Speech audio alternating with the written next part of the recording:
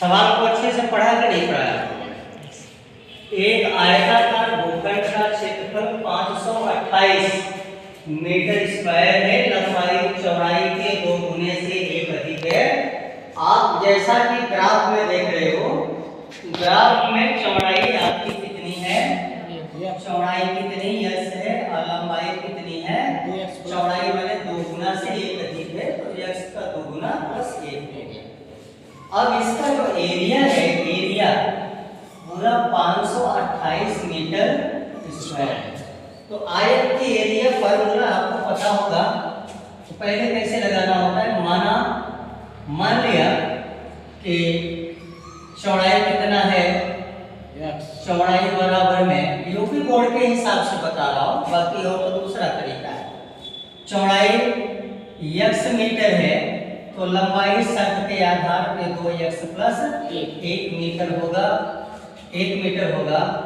आयत का जो एरिया होता है, आयत का या आयताकार भूखंड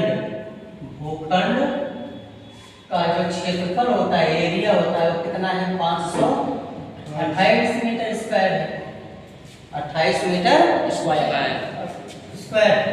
तो यहाँ इसका जो फार्मूला होता है लंबाई गुणा में चौड़ाई होता है। लंबाई से लंबाई है, लंबाई गुणा में चौड़ाई होता है। अब बराबर में किसके है, 528 के है। लंबाई कितना है मुझे बता सकते हैं, 2x प्लस 1 है, और चौड़ाई कितनी है, x है, तो गुणा में x लगाओ, 528 है, बस हो गया। गुणा करिए इधर, x से 2x में 2x स्क्वायर, x का 1 में x, 528 इस पार भाग के आएगा, दौड़ करके आएगा, जैसे आएगा माइनस हो जाएगा। अब ये आपका क्या हो गया, द्विघात समीकरण हो गया। सवाल में क्या कहा गया है, द्विघात समीकरण के रूप में व्यक्त कीजिए या निरूपित कीजिए। केवल आपको द्विघात समीकरण बनाना है। देख लीजिए यहाँ पर x स्क्वायर का गुणांक कितना है, 2 है, 0 नहीं है। ये द्विघात समीकरण के रूप में बनकर आ चुका है। अगर कहीं ऐसा ना हो कि आपसे सवाल हल करते समय किसी न किसी कारण से बाई चांस या भूल हो गया और x स्क्वायर का गुणांक 0 ले आ गया, तो इसका मतलब आप चेक करिए कि आपकी सवाल कहीं गलत हो सकती है। इसे आप समझ गए। दूसरी सवाल को देखिए, तो पहली सवाल जल्दी से हो जाएगा सवाल। दूसरी सवाल है, दो क्रमागत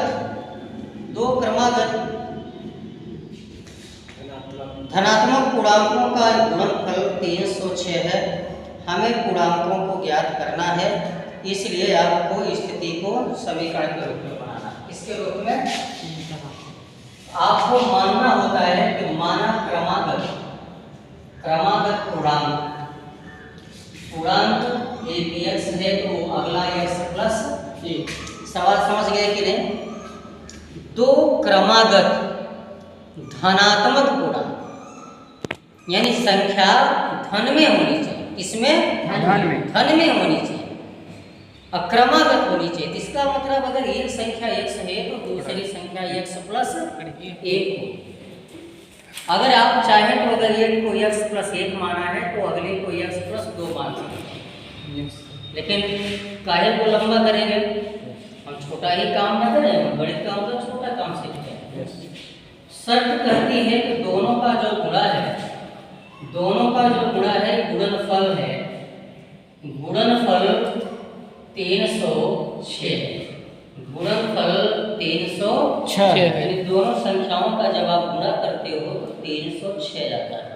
कितना आता है, 306 यानी x का गुणा x प्लस 1 में, पहले का गुणा दूसरे में, पहले और दूसरे का बराबर कितना, 306। x का गुणा करो x स्क्वायर होगा, और इसका गुणा इसमें करो तो प्लस x होगा। इसको इस तरफ ट्रांसफर करो, माइनस 306, उधर में क्या बच गया, 0। तो ये आपका द्विघात समीकरण, क्योंकि यहाँ जो मान 1 बैठा है वो बता रहा है कि हम पर क्या है, एक द्विघात समीकरण है। तो ये दोनों सवालें आपकी हो गई, दोनों सवालें हो गई हैं।